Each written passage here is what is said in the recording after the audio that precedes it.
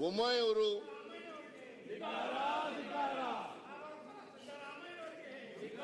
ಸುಮಾರು ಅವರು 30% ಭಾಷಣ ಎಲ್ಲ ಅಶೋಕ್ ಸೇರ್ಕೊಂಡು 30% ಭಾಷಣ ಎಲ್ಲವೂ ಕೂಡ ಕೇಂದ್ರ ಸರ್ಕಾರ ಹೊಗಳದರಲ್ಲಿತ್ತು.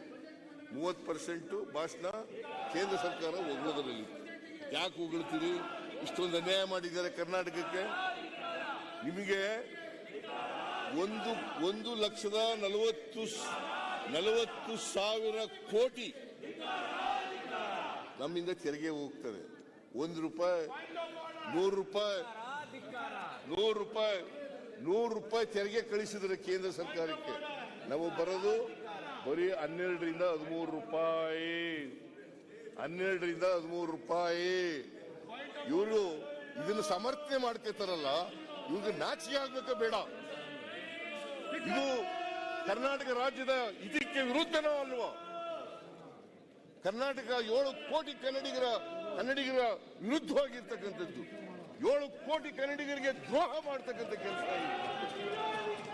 7 ಕೋಟಿ ಕನ್ನಡಿಗರಿಗೆ ದ್ರೋಹ ಮಾಡ್ತಕ್ಕಂಥ ಕೆಲಸ. ಬರೀ 12-13 ರೂಪಾಯಿ ಬರ್ತದೆ.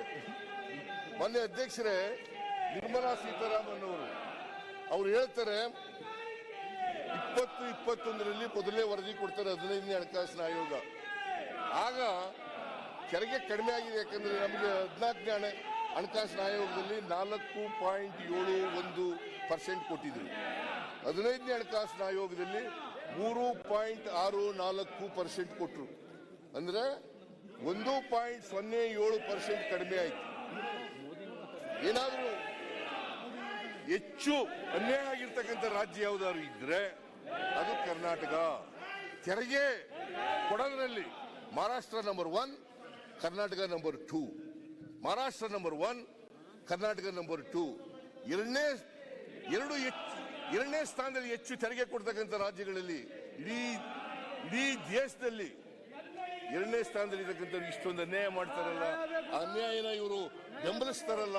ಇವ್ರಿಗೇನಾದ್ರು ಸ್ವಲ್ಪ ಆದ್ರೂ ಕೂಡ ಕನ್ನಡಿಗರ ಬಗ್ಗೆ ಕಾಳಜಿ ಇದೆಯಾ? ಇದನ್ನ ನಾವು ವಿರೋಧ ಮಾಡಿದ್ರೆ ದೇಶ ಹೊಡಿಲಿಕ್ಕೆ ಮಾಡ್ತಾ ಇದ್ದಾರೆ. ಇದೇ ನರೇಂದ್ರ ಮೋದಿಯವರು ಗುಜರಾತ್ನ ಚೀಫ್ ಮಿನಿಸ್ಟರ್ ಆಗಿದ್ದಾಗ ಅವತ್ತು ಆಡಿರ್ತಕ್ಕಂಥ ಮಾತುಗಳನ್ನ ನಿಮಗೆ ತಿಳಿಸ್ಲಿಕ್ಕೆ